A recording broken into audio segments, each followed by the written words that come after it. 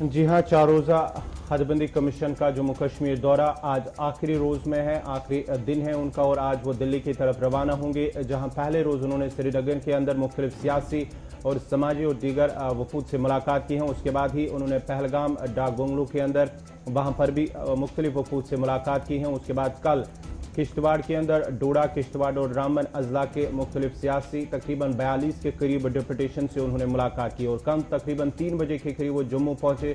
जम्मू लिखे और जम्मू पहुंचते ही कई सियासी लीडरान के साथ उनकी मुलाकात है और आज भी वो मुलाकात कर रहे हैं, जहां पर सीटों के हवाले से बात की गया। जो पाकिस्तान रिफ्यूजीज हैं उनकी जानिब से भारतीय जनता पार्टी का कहना है कि उनके लिए मखसूस सीटें 8 सीटें रखी जाए और साथ ही साथ दीगर जो सियासी जमातें हैं, चाहे कांग्रेस की बात करेंगे या दीगर वफूद जो उनके साथ मिले हैं, उन्होंने भी अपने अपने मुतालबात कमीशन के सामने रखे। कमीशन ने उनकी बात सुनी है। जो डिप्यूटेशन उनके साथ मिले हैं उन्होंने उम्मीद का इजहार करते हुए कहा कि जो भी मुतालबात या मांगे उनके सामने रखी गई हैं उन्हें यकीन दहानी दी गई है और उसके बाद ही जब डिप्यूटेशन दिल्ली जो हदबंदी कमीशन दिल्ली पहुंचेगा उसके बाद ये रिपोर्ट तैयार करेंगे और मरकजी सरकार को अपनी रिपोर्ट सौंपेंगे। उसके बाद क्या कुछ होगा वो आने वाले दिनों में पता चलेगा। चलिए, हमारे साथ इसी खबर पे मजीद तफसीलात के लिए विनोद कुमार जी हैं, सीनियर न्यूज एडिटर, हमारे साथ इस वक्त जम्मू से ज्वाइन किए हुए हैं। बहुत शुक्रिया विनोद जी ज्वाइन करने के लिए। कुल मिलाकर कमीशन का दौरा आज खत्म हो रहा है और बीजेपी की तरफ से जो डिमांड्स रखी गई उनमें बड़ी बात यह कि डिफ्रीज करने की उन 24 सीटें जो रिजर्व रखी गई थी पाकिस्तान से या वेस्ट पाकिस्तान से आए रेफ्यूजीज के लिए, उन तमाम लोगों के लिए या जो इस वक्त जम्मू के अंदर लोग बसे हैं, एसटी एससीज की बात हुई, कश्मीरी पंडितों के लिए रिजर्वेशन की बात, पॉलिटिकल रिजर्वेशन की बात हुई, ये तमाम चीजें जो रखी गई हैं और खास तौर से पीओके के लिए जो 24 सीट्स रिजर्व की गई थी उनमें से डिफ्रीज करना, कुल मिलाकर लबो लबाब क्या है इस दौरे का और बीजेपी की जो डिमांड्स रखी गई हैं क्या वो कानूनी एतबार से वो इस वक्त हो सकती हैं, पॉसिबिलिटीज हैं जो कमीशन के सामने मुतालबा बीजेपी ने रखा है कल? बिल्कुल आसिफ, जो बीजेपी ने रखा है उन्होंने कहा कि 1/3 of total seat reserve for PoK refugee, यानी 24 में से 8 सीटों को डिफ्रीज किया जाए और ये उन्होंने नोट जरूर किया है। करना नहीं करना ये परिसीमन आयोग की अपनी रिस्पॉन्सिबिलिटी रहती है, उनका अपना प्रोरोगेटिव रहता है कि क्या उसको डिफ्रीज करना है या नहीं करना है। अगर करना है तो कहाँ पे उनको दिया जा सकता है। दो चीजें खुलकर के बाहर आ रही है आसिफ। एक तो ये है कि 2011 का जो जनगणना के आधार पर परिशीलन किया जा रहा है उसको लेकर के भारतीय जनता पार्टी को भी आपत्ति है। हालांकि 5 अगस्त 2019 को जब कानून बनाया गया था, जहां रीऑर्गेनाइजेशन ऑफ स्टेट का कानून बना था, तो उसमें यह बिल्कुल वाजे किया गया था कि 2011 के आधार पर ही परिसीमन होगा। लेकिन अब बीजेपी वाले आपत्ति जाहिर कर रहे हैं। बीजेपी वाले अपना फार्मूला ये पेश कर रहे हैं आसिफ, क्योंकि वहां पर जब किश्तवाड़ में बीजेपी के लोगों ने मुलाकात की तो उन्होंने कहा कि 2011 की जनगणना के आधार पर तो आप परिसीमन कर लीजिए, लेकिन उसके बाद जितने इलेक्शंस हुए हैं उनकी मतदाता सूचियां जो हैं उनको उनका आंकलन कर रहे हैं, उसके आधार पर जनसंख्या आप प्रोजेक्ट करें। तो कहीं ना कहीं एक फार्मूला और बीच में आ गया है कि आप जो मतदाता सूचियां हैं उनके आधार पर आप जनसंख्या को आधार बना सकते हैं। लेकिन साथ साथ उन्होंने ये भी कहा कि कश्मीरी पंडित के लिए 3 सीटें होनी चाहिए, जो एसटी को पॉलिटिकल रिजर्वेशन नहीं है उनको भी मिलनी चाहिए। तो कहीं ना कहीं एक बड़े पैमाने पर हर एक व्यक्ति की राय ली गई है। बहुत सारे डेलीगेशन देर रात तक मिलते रहे हैं, तो मुझे लगता है कि अच्छे ही आउटकम्स निकलेंगे। आउटकम से पहले कयास आ रही हैं, बहुत सारी हैं। अब जिस तरीके से सीटों का जो नंबर्स गिने गए या जो फिगर्स बताए गए वो ऑलमोस्ट 10-12 से ऊपर जाता है। ओवरऑल अगर देखें इस सारे सिनारियो को, जब फाइनल डिटेल सामने आएगी या रिपोर्ट सरकार के सामने आएगी, चूंकि उससे पहले कमीशन ने यह भी जरूर वादा किया है कि पब्लिक डोमेन में लिस्ट लाई जाएगी, मगर कुल मिलाकर आप इस वक्त देखें तो क्या ये 90 के आसपास रहेगा या 90 प्लस जाएगा जब फाइनल डिटेल सामने आएंगी, सीट्स का जब मामला सामने आएगा? देखिए आसिफ, जब कानून बन जाता है ना, जब रीऑर्गेनाइजेशन कानून बना था लोकसभा में, राज्यसभा में, तो उसमें यही कहा गया था कि आपको 19 सीट्स करनी है जी। अगर 90 सीट करनी है तो इस वक्त हमारे पास 83 है, +7 करना पड़ेगा, 7 ही सीटें बढ़ाई जा सकती हैं। क्योंकि कानून में अगर तरमीम की जाएगी उसके बाद ही सीटों का इजाफा किया जा सकता है। अलबत्ता 90 सीट से ज्यादा नहीं बढ़ाई जा सकती है। जैसे कहा जा रहा है कि 1/3 ऑफ टोटल 24 सीट जो है पीओके की, उसको डिफ्रीज किया जाए। हो सकता है डिफ्रीजिंग के लिए नया कानून बने तो उसमें 8 सीटें और ऐड की जा सकती हैं। या फिर यूं कहा जाए कश्मीरी विस्थापित पंडितों के लिए, या फिर जैसे बीएसपी ने ये डिमांड की है कि हमारी सीटें 7 हैं, उसको बढ़ा करके 9 से 10 किया जाए। लेकिन जो कानून कहता है, जैसे कानून कह रहा है कि 2011 के मुताबिक ही आपका परिसीमन होना है, डिलिमिटेशन होना है, तो उसको कानून के आगे पीछे आप नहीं जा सकते हैं। कानून के आगे पीछे तभी जा सकते हैं जैसे एक फार्मूला दिया गया है कि जो मतदाता सूचियों में उसमें जनसंख्या और वोटर का आधार बनाया जाए। इसीलिए कानून के मुताबिक 90 से ज्यादा नहीं बन सकते, लेकिन डिमांड ज्यादा की जा रही है।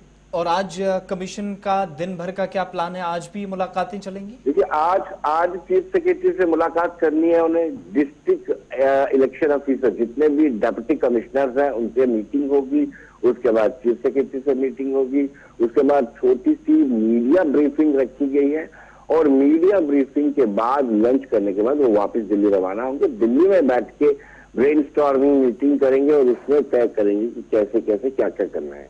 बहुत बहुत शुक्रिया Vinod Kumar ji, senior news editor Jammu से हमारे साथ थे। और बात कमीशन के हवाले से हो रही है तो आपको बताएं, कुल मिलाकर अभी तक जो मुतालबात, हालांकि नेशनल कॉन्फ्रेंस का वफद भी जम्मू के अंदर मिला है, तो जम्मू के तमाम हिस्सों के अंदर बराबरी सबके साथ होनी चाहिए, और कहीं पर कोई जब आप लकीर खींचेंगे तो किसी भी तबके के साथ नाइंसाफी ना हो। नेशनल कॉन्फ्रेंस की तरफ से ये बात रखी गई है। हमारे सीनियर साथी सईद तजम्मुल भी हमारे साथ इस वक्त ज्वाइन कर चुके हैं। बहुत शुक्रिया ज्वाइन करने के लिए।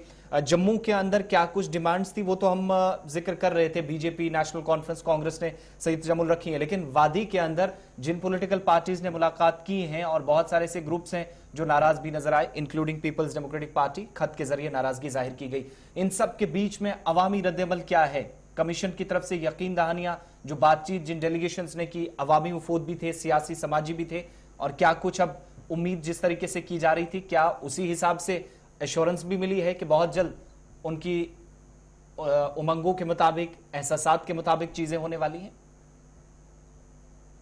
बहुत बहुत शुक्रिया आसिफ गौहर साहब, आपका भी शुक्रिया। जम्मू कश्मीर में जब आप डिलिमिटेशन कमीशन या हदबंदी कमीशन के इस दौरे से कबल सियासी सूरत हाल देखें तो सूरत हाल काफी मखदूश थी, क्योंकि 4 अगस्त 2019 के बाद जम्मू कश्मीर में सियासी लीडरान ने ही अवाम को अपने बयानों से आगाही कराई और ये कहा था कि इल्हाक के वक्त 4 अगस्त 2019 की जो जमानत थी उसको खत्म कर दिया गया और ऐसा होना नहीं चाहिए। हालांकि अवामी रद्दअमल में आपने न कोई जलसा देखा न जुलूस देखा, क्योंकि काफी ज्यादा रेस्ट्रिक्शंस रखी गई थी। तो इसका साया मैं इसलिए आपको थोड़ा सा माजी में लिए चलता हूं कि जम्मू कश्मीर में जब रिऑर्गेनाइजेशन एक्ट के तहत अब डिलिमिटेशन कमीशन की सीटें बढ़ाने की मांग थी, तो सियासी लीडर ने अवाम को कई एक चीजों से आगाह किया, क्योंकि इसमें जो लोग इलेक्टोरल अटेंडेंस में यकीन नहीं रखते हैं, उन्होंने कोई बयान जारी नहीं किया हदबंदी कमीशन को लेकर। लेकिन सियासी लीडर ने पहले कहा था कि 2026 में सेंसस होना था, और ये क्या कर दिया, आप तो 5 साल पहले आते। हो सकता था कि इसमें 2-4 साल ताखीर आप करते, लेकिन आप तो 5 साल पहले आए। और नॉर्थ ईस्ट में तो आपने जिस तरह से डिलिमिटेशन के वक्त सीटों को न बढ़ाने का अंदिया दिया था, उसी में जम्मू कश्मीर में आपको सीटों को बढ़ाना, और ये किस तरह की ज्यादती है जम्मू कश्मीर के अवाम के साथ, ये मानना था पीडीपी और पीएचडी के लीडरान का जी। उसके बाद चूंकि जम्मू कश्मीर की सियासत खासकर कश्मीर में 40-44 सीटें जो है वो तकरीबन 25 ओपिनियंस में बढ़ गई हैं। कुछ लोग कहते हैं दिल्ली के फैसले मानने ही होंगे क्योंकि पीएम और प्रेसिडेंट का फैसला है, इसको मानना पड़ेगा। कुछ लोग कहते हैं कि जम्मू कश्मीर की अपनी नवियत है, अपनी खसूसियत, और इसको आप कहीं ना कहीं किसी फैसले से आप इसको यरगमाल नहीं बना सकते हैं। बहरकैफ जम्मू कश्मीर में पीडीपी और एएनसी के मुकम्मल और तहरीरी तौर पर उनको आगाही करने के बाद 4 अगस्त का फैसला 2019 का गलत था। और जिस बीच में यशवंत सिन्हा ने जब श्रीनगर में प्रेस कॉन्फ्रेंस करी तो उन्होंने साफ कहा अगर जम्मू कश्मीर का मामला सुप्रीम कोर्ट में है तो रिऑर्गेनाइजेशन एक्ट के तहत सीटें बढ़ाने का मामला भी सुप्रीम कोर्ट में है, क्योंकि पूरी टेरिटरी का मामला आप जोग्राफियाई तौर पर कोई भी फैसला नहीं उठा सकते, कोई सियासी फैसला नहीं कर सकते जब तक न सुप्रीम कोर्ट का वर्डिक्ट आ जाएगा। लेकिन इस बीच में नेशनल कॉन्फ्रेंस ने अपनी बात ठोक कर रखी और उन्होंने कहा कि जिस वक्त आप जम्मू कश्मीर 2011 के सेंसस के हिसाब से, मरदमशुमारी के हिसाब से आगे सीटों का बंटवारा करते हैं, हम उसके खिलाफ नहीं है, लेकिन खिलाफत यह है कि आपने 2026 से पहले 5 साल पहले ही आगे, और उसके बाद अगर आप 2011 के सेंसस को मानते हैं तो सीटों के बढ़ने का मतलब है कि आप 83 से लेकर 7 सीटें और बढ़ा सकते हैं, जिसका दायरा 90 असेंबली सेगमेंट्स तक है।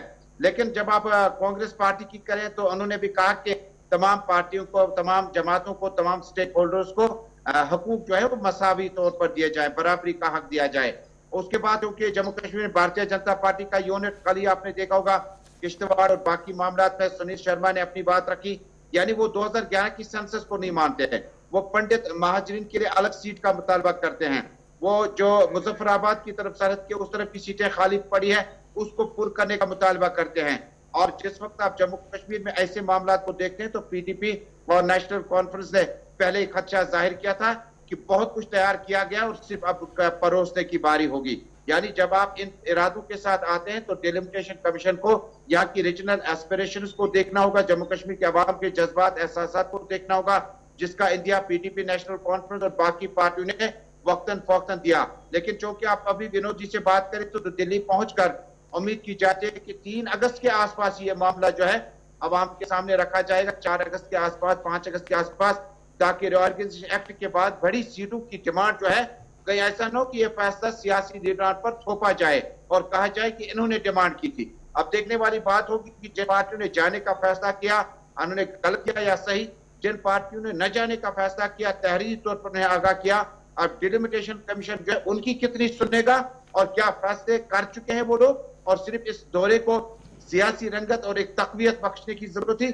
मुझे लगता है कि सिर्फ अगस्त का पहला हफ्ता बड़ा इंतजार करना होगा। बहुत बहुत शुक्रिया सईद जम्मू श्रीनगर से हमारे साथ रहने के लिए और बात हदबंदी कमीशन की इस दौरे के कंक्लूजन पर बात करने के लिए। आज दौरे का आखिरी दिन है और कुछ वक्त के बाद जम्मू के अंदर जहां पर तमाम डिप्टी कमिश्नर जो जम्मू सूबे के हैं, अलग अलग डिस्ट्रिक्ट्स के, वो मुलाकात होंगी इस कमीशन से। और उसके बाद जम्मू के अंदर जिस तरीके से विनोद जी बता रहे थे कि एक छोटी सी प्रेस ब्रीफिंग होनी है, क्या कुछ इस दौरे का मकसद था, लबोलुबाब क्या थे, अलग अलग पॉलिटिकल पार्टीज की तरफ से जो बात रखी गई। बहुत सारे लोगों ने मशवरा दिया और मशवरा देने से इनकार भी किया, चूंकि एक खुली किताब की तरह उनके सामने तमाम डेटा आना चाहिए था, डिटेल, जिससे कांग्रेस की तरफ से भी कश्मीर के अंदर इस पर बात करते हुए जरूर लीडरान नजर आए। लेकिन बाकी पार्टियों की तरफ से भी अपनी बात रखी गई और कंक्लूजन में अपनी बात कहेंगे जम्मू के अंदर कमीशन के जो अरकान है, रंजना प्रकाश देसाई जिनकी सदारत में तमाम चीजें हो रही हैं, वो इस की क़यादत कर रही हैं और अलग अलग सियासी जमातों के लीडरान से मुलाकात हो रही है। लेकिन इसके साथ साथ आज जब दिल्ली वापस से वफद रवाना होगा तो इसके बाद पूरी जो रिपोर्ट है वो वजारत दाखिला के सामने रखी जाएगी और इससे पहले कि हदबंदी कमीशन अपनी फाइनल रिपोर्ट तैयार करे जो जम्मू कश्मीर के लिए निकलेगी, उससे पहले पब्लिक डोमेन में इस रिपोर्ट को लाने की बात जरूर कही गई है, ताकि किसी के अगर एतराजात होंगे, सवालात होंगे तो उन पर जवाब देने का भी मौजू वक्त दिया जाए मुख्तलिफ जमातों को जिनसे आज बातचीत चल रही है यूनियन टेरिटरी के अंदर। वक्त छोटे